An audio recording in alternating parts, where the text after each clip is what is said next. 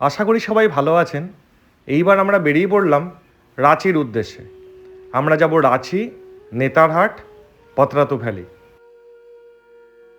প্রতিবার যেমন আমাদের হঠাৎ করেই প্ল্যান হয়, এইবারও তাই হলো। হঠাৎ করে প্ল্যান হওয়াতে আমরা বেরিয়ে পড়লাম গাড়ি নিয়ে। আমাদের টোটাল ট্রিপটা ছিল 4 রাত্রি 5 দিন। আমরা সকালবেলা গাড়ি ছেড়ে পৌঁছালাম রাঁচিতে, এবং রাঁচি পৌঁছাতে মোটামুটি সময় লেগে গেছিলো 13 থেকে 14 ঘন্টা। এই ট্রিপে যাওয়ার সময় আমরা পুরুলিয়া হয়ে রাঁচি গেছিলাম। এই ট্রিপের প্রধান আকর্ষণ হলো একটা লং ড্রাইভ, এবং যারা লং ড্রাইভ করতে পছন্দ করেন তারা এই ট্রিপটা করতেই পারেন। যেতে যেতে রাস্তার পাশের প্রকৃতি অনেকবারই পাল্টেছে। যতটা পেরেছি ততটা ক্যামেরায় বন্দি করার চেষ্টা করেছি।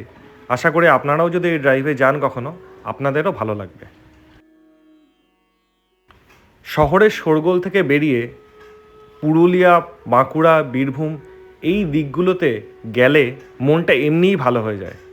রাস্তাগুলো ফাঁকা ফাঁকা, দূরে ছোট ছোট টিলা দেখা যাচ্ছে, আর আমরা চলেছি আমাদের গাড়ি নিয়ে, আর গাড়িতে বাজছে হালকা করে রবীন্দ্রসঙ্গীত।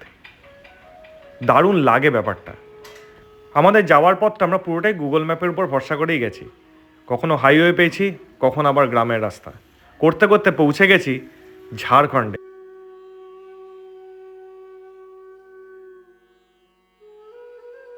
পুরুলিয়া আর ঝাড়খণ্ডের প্রকৃতির যে খুব পার্থক্য আছে সেটা বোঝা যায় না। দুই জায়গাতেই আছে শালবনের জঙ্গল আর পাথুরে মাটি। দিনের বেলা যথেষ্ট গরম। আমরা গেছিলাম ডিসেম্বর মাসে, তবুও দিনের বেলা আমাদের যথেষ্ট গরম লেগেছে, এবং রাত্রেবেলা হয়ে যায় যথেষ্ট ঠান্ডা। আমাদের ঝাড়খণ্ডের সেই সময় তাপমাত্রা রাত্রেবেলা সর্বনিম্ন ছিল প্রায় 7 ডিগ্রির কাছাকাছি।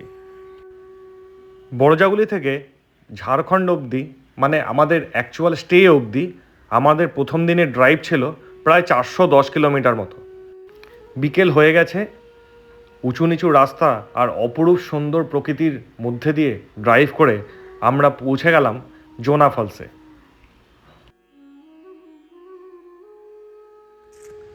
এখন আমরা চলেছি জোনা ফলসের দিকে। জোনা ফলসে যাওয়ার আরেকটা রাস্তা আছে যেটা সিঁড়ি দিয়ে উঠতে হয়। তো আমাদের সাথে বাচ্চা রয়েছে, মা রয়েছে, ওরা সিঁড়ি দিয়ে উঠে উপর থেকে অতটা দেখতে চাইলো না। তো আমরা আরেকটা রাস্তা যেখান দিয়ে জোনা ফলসের অন্য একটা পার্ট দেখা যায়, এটাও বেশ সুন্দর, সেই জায়গাটা আপাতত যাচ্ছি। চলো দেখা যাক।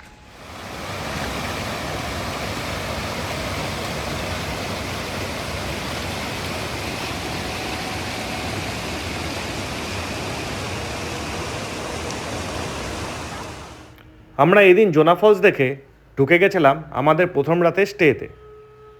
যেহেতু অনেকখানি গাড়ি চালিয়ে আমরা পৌঁছেছিলাম, সেহেতু টায়ার্ড হয়ে গেছিলাম।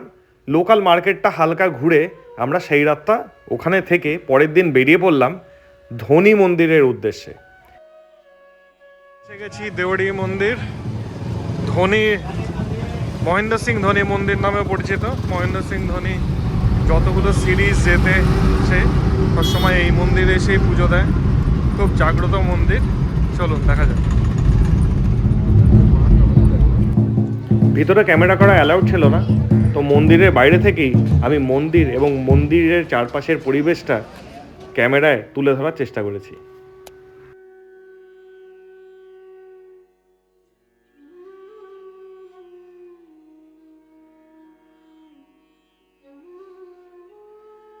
ধনী মন্দির পেরিয়ে আমরা বেরিয়ে পড়লাম সূর্য মন্দিরের উদ্দেশ্যে।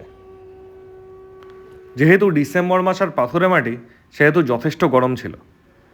এখানকার ওয়েদারের একটা অদ্ভুত ব্যাপার, দিনের বেলা প্রচণ্ড গরম লাগে এবং রাত্রেবেলা ততটাই ঠান্ডা লাগে। চলুন ঘুরে দেখি সূর্য মন্দিরটা। এই সূর্য মন্দিরের পরিবেশটা আমার বেশ ভালো লেগেছিল। চারিপাশটা নিলিবিলি, গাছপালা আছে, এবং ভিতরটাও বেশ বড়। একটু ফাঁকা ফাঁকা জায়গা, তবুও ভালো লাগছিল। এবং এই সূর্য মন্দিরের সামনে থেকে, সূর্য মন্দিরটা যেহেতু একটা টিলার উপরে ছিল, সেই কারণে সূর্য মন্দিরের সামনে থেকে ভিউটাও ছিল যথেষ্ট সুন্দর।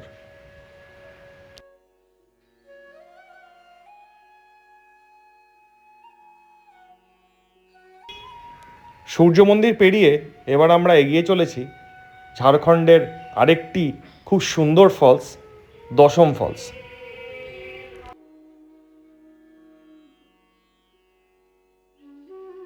এখন আমরা পৌঁছে গেছি দশম ফলসে। এটা দশম ফলসে যাওয়ার রাস্তা। আমরা এগিয়ে চলেছি, ওই দেখুন দূরে ছোট ছোট ঘর মতো করা রয়েছে। এখন এগিয়ে চলেছি দশম ফলসের দিকে। চলুন দেখা যাক। অপূর্ব, ওই দেখুন সবাই স্নান করছে ওখানে। এখন সিঁড়ি দিয়ে অনেকটা নামতে হবে পুরো কষ্ট দেখার জন্য। আমরা নামবো, তার আগে এখানে একটু দাঁড়িয়ে একটা ভিউ পেলাম, তো দেখালাম। এই রাস্তাটি দিয়ে হাঁটতে হাঁটতে আমরা এখন যাচ্ছি সিঁড়ির দিকে। এই যে সামনে এখান থেকে সিঁড়ি দিয়ে নামলে পরে দেখা যায় ভালো করে ফলস। এই দশম ফলস নামার সিঁড়ি।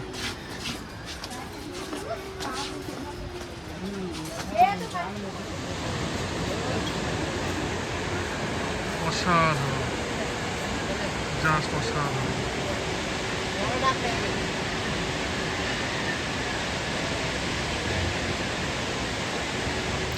দশম ফলসের ওখানে সুন্দর বসার জায়গা করা রয়েছে।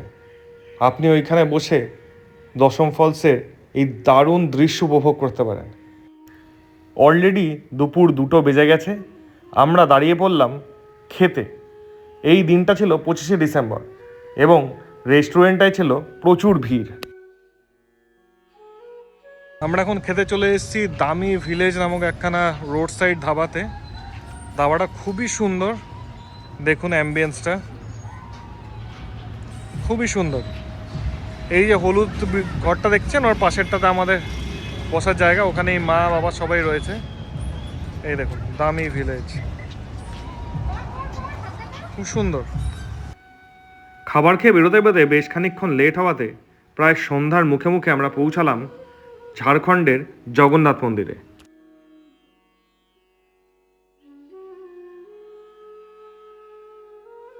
পৌঁছে গেছি জগন্নাথ মন্দিরের সামনে।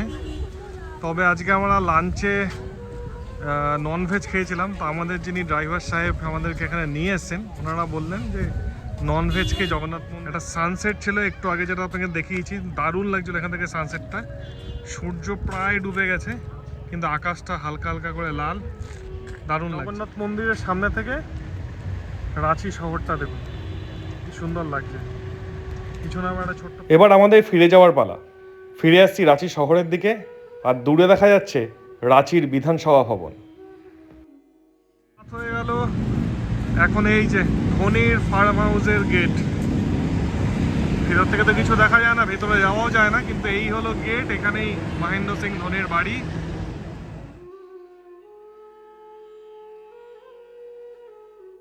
এবার আমরা যাত্রা শুরু করলাম নেতারহাটের দিকে।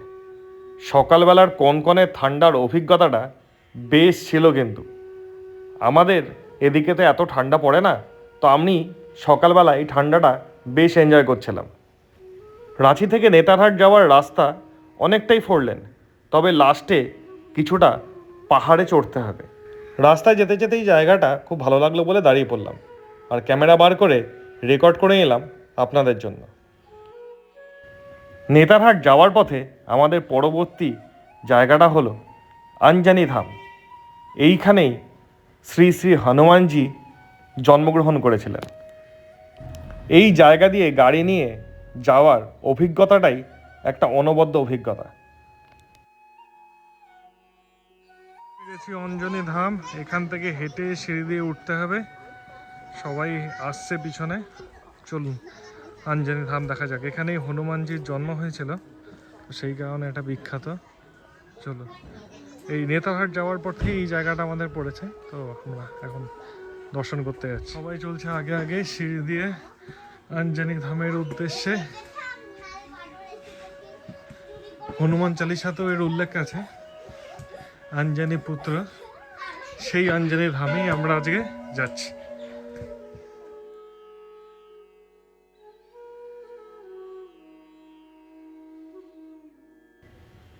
আঞ্জনি ধামের উপর থেকে চারিপাশের সৌন্দর্যটা ছিল অনবদ্য। এইখানেও ক্যামেরা করা নিষিদ্ধ ছিল, তাই ঠাকুর বা মন্দিরের তেমন কোনো ছবি আমরা তুলতে পারিনি। আমরা আবার এগিয়ে চলেছি নেতারহাটের দিকে। রাস্তাগুলো যেন প্রায়শই পাল্টে যাচ্ছে। এক একটা রাস্তা ছেড়ে অন্য রাস্তায় ঢুকছি, আর প্রকৃতি যেন নতুন রূপে ধরা দিচ্ছে। যাওয়ার সময় এই একপাল ভেড়া দেখে আমাদের গাড়ির বাচ্চাগুলো খুবই এক্সাইটেড হয়ে পড়লো। তাই গাড়ির ড্রাইভার সাহেবকে বললাম খুব আস্তে আস্তে করে জায়গাটা পার করতে।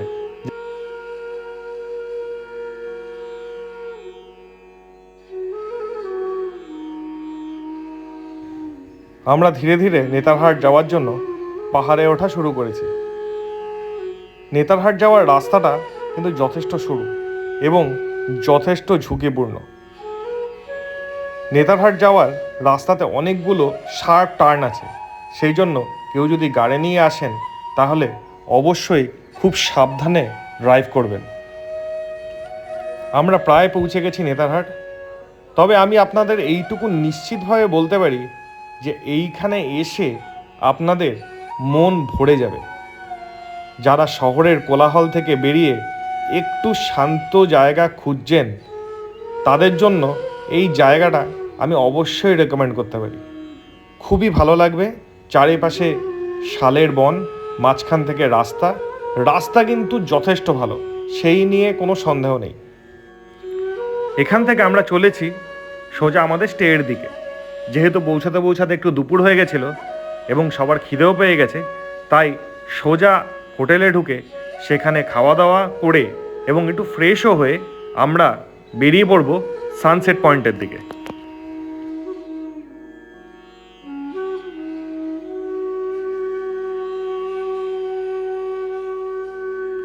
আমরা নেতারহাটে একদিনই থাকবো এবং আমাদের স্টে থেকে সামনের ভিউটা ছিল অসাধারণ। তবে আমি বলবো আপনারা দুদিন সবাই নিয়ে নেতারহাটে আসুন এবং এই শান্ত নিরিবিলি পরিবেশে একটু সময় কাটিয়ে যান। চলে এসেছি নেতারহাটের সানসেট পয়েন্টে।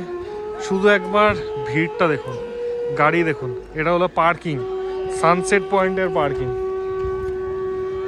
কত গাড়ি দেখুন। যেমন ভিউটা দূর থেকে সুন্দর, সেরকম ভিড়, গাড়ির লাইন। শুধু পার্কিংয়ের অবস্থাটা দেখুন, এত লোক। কোনো হোটেল ফাঁকা নেই। হোপফুলি আমাদের রুম বুক করা ছিল, সে অন্য কোনো অসুবিধা হয়নি। তো আমরা এখন যাবো। এই যে লোক যাচ্ছে দেখুন, ঢালে ঢালে লোক যাচ্ছে সানসেট পয়েন্টের দিকে দেখুন। আমরাও যাবো এখন সানসেট পয়েন্টের দিকে। চলো যাওয়া যাক।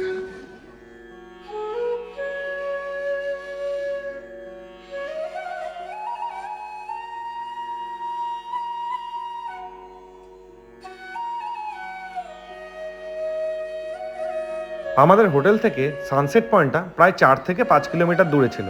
আমরা গাড়ি নিয়েই এখানে এসেছিলাম। এখান থেকে সূর্যাস্তটা দেখতে সত্যিই খুব সুন্দর লাগে। এইখানে দাঁড়িয়ে সূর্যাস্ত দেখে এবং তেলে ভাজা খেয়ে আমরা ফিরে গেলাম আবার আমাদের হোটেলের দিকে। চলে আসলাম নেতারহাটে আরেকটা আকর্ষণ দেখতে, সানরাইজ পয়েন্ট। আলো আরও ধীরে ধীরে বাড়ছে। মনে হচ্ছে আর কিছুক্ষণের মধ্যেই সূর্যদেবের দেখা পাওয়া যাবে। নেতারহাটের এই সকালটা ছিল বেশ ঠান্ডা। টেম্পারেচার ছিল 5 ডিগ্রি সেন্টিগ্রেড। আমাদের হোটেলটাই ছিল প্রপারলি সানসেট পয়েন্টের ওখানে। অনেক ভোর থেকেই আমি লোকজন আসার আনাগোনা শুনতে পাচ্ছিলাম। আমরা আলাদা করে হেঁটে সানসেট পয়েন্টে যাইনি, আমরা আমাদের হোটেলের ছাদ থেকেই সানরাইজ দেখেছিলাম। এত অনবদ্য লেগেছিল সানরাইজটা দেখতে, সেটা মুখে বলা তো সম্ভবই না। কতটা ক্যামেরায় ক্যাপচার করতে পেরেছি তাও জানি না। তবে অনেস্টলি বলতে গেলে কালকের সানসেটের থেকে আজকের সানরাইজটা দেখার আনন্দটা অনেক বেশি ছিল।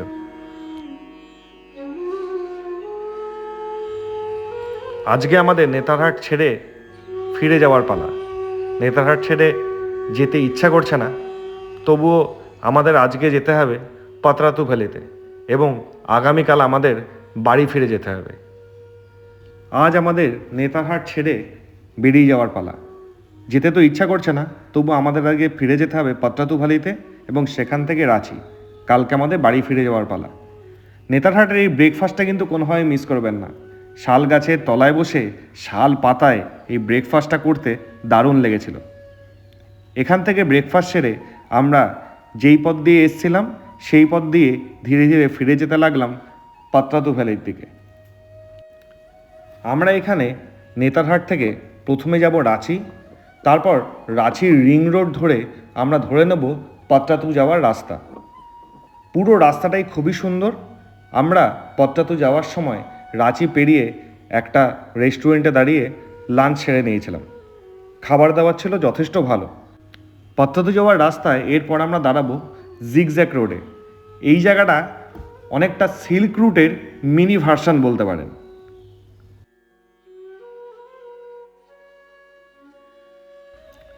আমরা পৌঁছে গেছি জিগজ্যাগ রোডে। এখানে এসে কিছুক্ষণ দাঁড়িয়ে আমরা তারপর এগিয়ে যাব অ্যাকচুয়াল পাত্রাতুর লেকের দিকে। এখান থেকে রাস্তাটা অনেকটা দেখা যায়, অনেকটা পাহাড়ের উপরে আমরা রয়েছি। নিচের রাস্তাটা জিগজ্যাগ আকৃতিতে দেখতে পাওয়া যায় বলে এই জায়গাটাকে জিগজ্যাগ রোড বলে। পাত্রাতু যেতে হলে প্রথমে আপনাকে পাহাড়ের উপরে উঠতে হবে, তারপর আবার পাহাড় থেকে কিছুটা নেমে তবে পাত্রাতু লেকের দিকে আপনি যেতে পারবেন। এখানে কিছুক্ষণ সময় কাটালাম, হালকা পাতলা কিছু খাবার খেলাম এবং তারপর এগিয়ে গেলাম পাত্রাতু লেকের দিকে। ফাইনালি চলে এসেছি পাত্রাতু লেকে, যেখানে বোটিং করা যায় এবং লেকের এন্ট্রি পয়েন্টের যে গেট, সেই গেটের সামনে এটা হলো লেকের এন্ট্রি পয়েন্টের গেট। এখান থেকে আমাদের টিকিট নিতে হবে, টিকিট নিয়ে ভেতরে যেতে হবে। আমরা টিকিট নিয়ে ভেতরে যেতেই ভিতরে দেখলাম একটা সুন্দর পার্ক এবং পার্কের সামনে একটা বিরাট জলাশয়।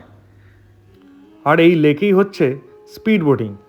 পাত্রাতু লেকের এটা একটা প্রধান আকর্ষণ এই বোট রাইড। আমরাও এই বোট রাইডটা করব এবং যাব পাত্রাতু লেকের উল্টো দিকে থাকা একটা আইল্যান্ডে এবং সানসেটটা আমরা ওইখান থেকেই এনজয় করব। আমরা এখন চলেছি পাত্রাতু লেকের স্পিড বোটের টিকিট কাটতে। এখানে দুই ধরনের বোটিং হয়। এক ধরনের বোটিংয়ে আপনাকে বোটে করে নিয়ে ওই লেকের মধ্যেই কিছুক্ষণ ঘুরিয়ে আবার এই পাড়েই ছেড়ে দেবে। আর অন্য ধরনের বোটিংটা হলো আপনাকে বোটে করে আইল্যান্ডে নিয়ে যাবে, তারপর আইল্যান্ডে আপনি আপনার সময় মতো যতক্ষণ খুশি থাকুন এবং বোটের ড্রাইভারকে ফোন করলে আবার বোট গিয়ে আপনাকে ওই আইল্যান্ড থেকে ফেরত নিয়ে আসবে। টিকিট কেটে আমরা এগিয়ে চললাম বোট ধরার উদ্দেশ্যে। এখানে বোটের দুই ধরনের সার্ভিস প্রোভাইডার আছে, একটা গভর্নমেন্টের, একটা প্রাইভেট। আমরা গভর্নমেন্টের যে বোট সার্ভিস আছে সেখান থেকেই বোট ধরে ওই পাড়ে যাব। এই বোট রাইডটাকে সামনে দাঁড়িয়ে দাঁড়িয়ে দেখেই আমরা যথেষ্ট এক্সাইটেড ছিলাম কখন এই বোটে উঠব আর স্পিড বোটের একটা রাইডটা নেব। এবং এই জায়গাটা ছিল প্রচণ্ড ফটোজেনিক। আমরা অনেকক্ষণ এখানে ফটোশ্যুট করেছিলাম। এইবার আমরা ধীরে ধীরে এগিয়ে যাব অ্যাকচুয়াল বোট ধরার ডকের দিকে। চলুন যাওয়া যাক। এই ডকটা ভাসমান অবস্থায় রয়েছে। তো এই ব্রিজ এবং অ্যাকচুয়াল ডকটা ঢেউয়ের তালে তালে যথেষ্ট দুল ছিল, তো আমাদেরকে খুব সাবধানেই এই জায়গাটা পার করতে হয়েছে।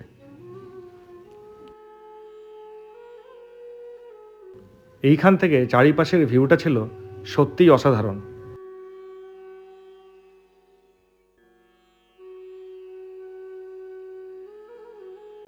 ওই সামনে আসছে আমাদের বোট। এই বোটটা করেই আমরা পাত্রাতু ভ্যালির উল্টো দিকে থাকা আইল্যান্ডটাতে যাব এবং ওখানে সানসেটটাকে এনজয় করব। তারপরে আমরা ফিরব আবার পাত্রাতু ভ্যালির এইখানেই। আমরা বোটে উঠে এগিয়ে চলেছি পাত্রাতু ভ্যালির আইল্যান্ডটার দিকে। এই বোট রাইডটা ছিল অসাধারণ থ্রিলিং। ঢেউয়ের সাথে সাথে বোটটা মাঝে মাঝেই ঝাঁকিয়ে উঠছিল এবং ক্যামেরা করাও ছিল যথেষ্ট কঠিন। তাও এই অপরূপ সৌন্দর্য ক্যামেরা না করে থাকতে পারলাম না। আপনারা আসলে অবশ্যই এই বোট রাইডটা এনজয় করবেন। তবে আমি বলবো আপনারা যখনই আসুন না কেন এইখানে এসে উল্টো দিকের আইল্যান্ডটাতে অবশ্যই যাবেন এবং সেখান থেকে সানসেটটাকে এনজয় করবেন।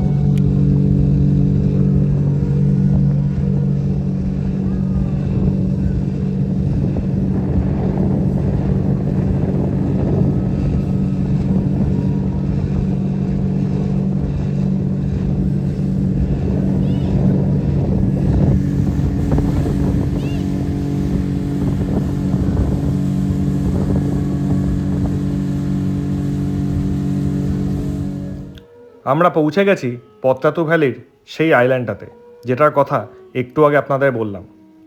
এই জায়গাটা খুবই সুসজ্জিত।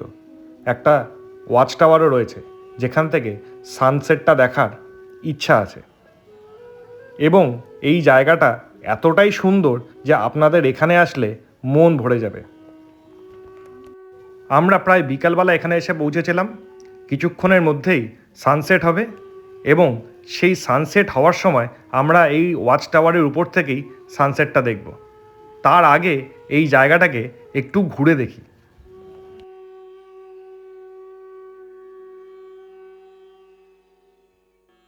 এই জায়গাটা ছিল যথেষ্ট পরিষ্কার পরিচ্ছন্ন এবং সুসজ্জিত। প্রত্যেকটা গাছপালা সুন্দরভাবে মেনটেন করা ছিল। এই জায়গায় বসে আপনার কখন ঘন্টার পর ঘন্টা কেটে যাবে আপনি নিজেও বুঝতে পারবেন না। এইখানে সময় কাটাতে আমাদের বেশ ভালো লাগছিল। আমাদের সঙ্গে থাকা বাচ্চাগুলো এখানে এসে প্রচুর এনজয় করেছে এবং এই জায়গাটা এতটাই সুন্দর যে এইখানে আমরা প্রচুর স্টিল ফটো ক্যাপচার করেছিলাম।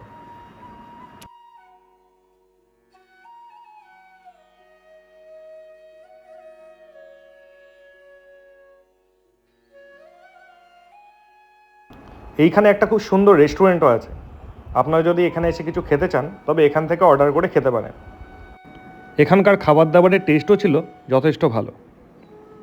অবশেষে যেটার জন্য এখানে আসা, সানসেট, সেটা দেখতে আমরা টাওয়ারের উপর এসে পৌঁছে গেছি। এবার এখান থেকে আমরা এনজয় করব সানসেটটা। টাওয়ারের উপর থেকে এই জায়গাটা দেখতে আরও সুন্দর লাগছে।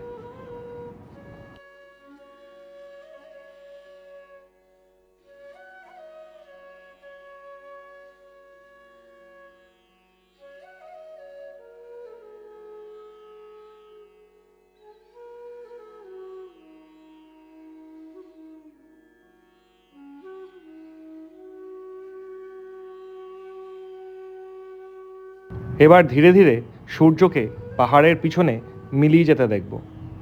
সামনে বিস্তর বড় লেক। কতটুকু ক্যামেরায় ক্যাপচার করতে পেরেছি জানি না, তবে নিজের চোখে দেখার অনুভূতিটাই আলাদা ছিল। এইবার এইখান থেকে বিদায় নেওয়ার পালা। আমরা ফিরে যাব আমরা যেখান থেকে এসছিলাম সেইখানে। আমাদের বোটের ড্রাইভারকে অলরেডি ফোন করা হয়ে গেছে, আর সেই বোটে করেই আমরা ফিরে যাব যেখান থেকে এসছিলাম সেইখানে। আমাদের গাড়িও ওইখানেই পার্ক করা আছে এবং গাড়ি নিয়ে আমরা ফিরে যাব রাঁচি শহরের দিকে।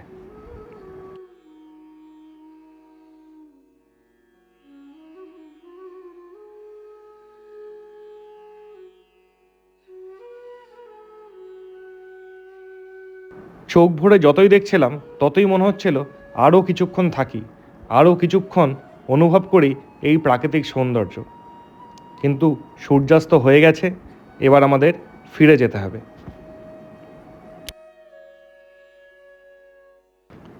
আমাদের রাঁচি ভ্রমণ এখানেই শেষ হচ্ছে। এবার আমাদের ফিরে যাওয়ার পালা। রাস্তায় যা যা পড়বে সেগুলো দেখতে দেখতে আমরা ফিরে যাব আমাদের বাড়ির দিকে। আমরা রাঁচি এসেছিলাম পুরুলিয়া হয়ে, তবে ফিরব জামশেদপুর, ঘাটশিলা, খড়গপুর আর কোলাঘাট হয়ে। জামশেদপুরে আপনারা জুবিলি পার্কটা ফেরার সময় দেখে যেতে পারেন, কিন্তু আমাদের হাতে সময় কম থাকায় আমরা জামশেদপুরে জুবিলি পার্কটা দেখতে পারিনি। এখান থেকে ফেরার সময় আমরা যাব চান্ডিল ড্যামের উদ্দেশ্যে। এই রাস্তাতেই আমরা ঘুরে গেলাম চান্ডিল ড্যামের দিকে। চলুন ঘুরে দেখা যাক চান্ডিল ড্যাম। এই রোড ট্রিপের প্রধান আকর্ষণ ছিল তার প্রাকৃতিক সৌন্দর্য। রাস্তার প্রত্যেকটা ভালো এবং এই রোড ট্রিপে গাড়ি চালাতে আমাদের বেশ ভালো লেগেছে। আমরা পৌঁছে গেছি চান্ডিল ড্যামে। ড্যামের এই পাশে তেমন একটা জল নেই, তবে ড্যামের ওই পাশে আছে একটা বিরাট লেক। আমরা ওই পাশটাতেও যাব।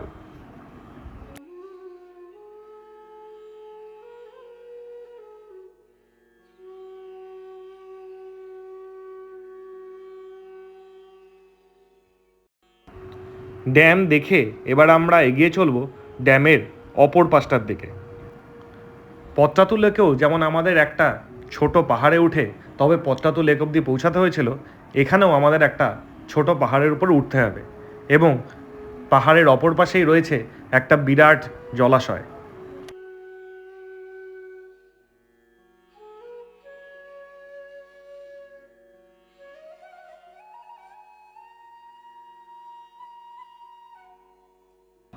আমরা প্রায় পৌঁছে গেছি চান্ডিল ড্যামের কাছাকাছি।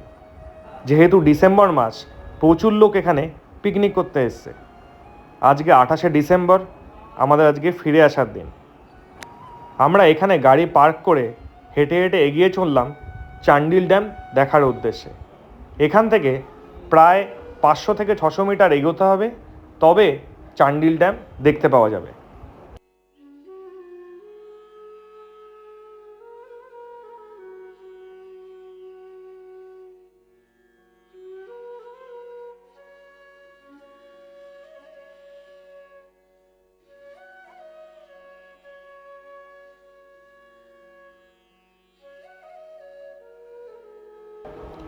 চান্ডিল ড্যামের এই রাস্তায় ছিল প্রচুর খেলনার দোকান আর খাবারের দোকান। আপনারা এখানে এসে সকালের ব্রেকফাস্টও করতে পারেন। যথেষ্ট ঠান্ডা হাওয়া এখানে, তো একটু গরম চা খেতে খেতে আমরা চান্ডিল ড্যামটা ঘুরছি। আজকে আমরা বোটিং করব না, কারণ গতকাল আমরা বোটিং করেছি, আর যা ঠান্ডা হাওয়া, এতে আর বোটিং করতে ভয়ই লাগছে। এই যে সামনে এইখানে হলো বোটিংয়ের জায়গা, এখান থেকে টিকিট কেটে বোটিং করতে হয়। বোটিং বলতে এখানে প্যাডেল বোট নয়, স্পিড বোট। তো ড্রাইভার আপনাকে স্পিড বোটে করে এই ড্যামের মধ্যে ঘোরাবে।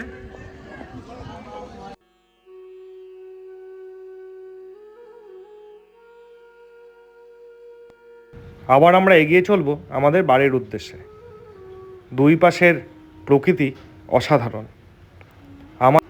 আমাদের পরবর্তী ডেস্টিনেশন দলমা ওয়াইল্ড লাইফ স্যানিচুরি।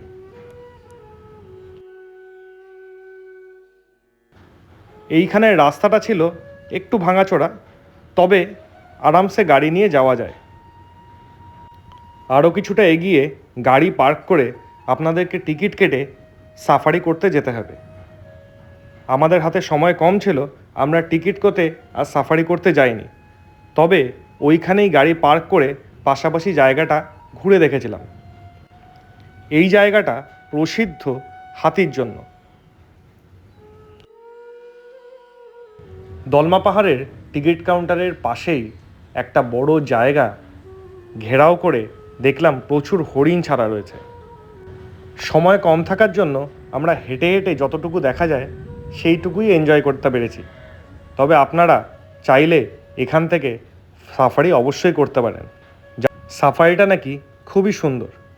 আমাদের হাতে সময় কম ছিল, তাই আমরা হরিণ দেখেই মনকে সান্ত্বনা দিয়েছিলাম, কারণ আমাদেরকে এখনও ফিরতে হবে অনেকটা পথ।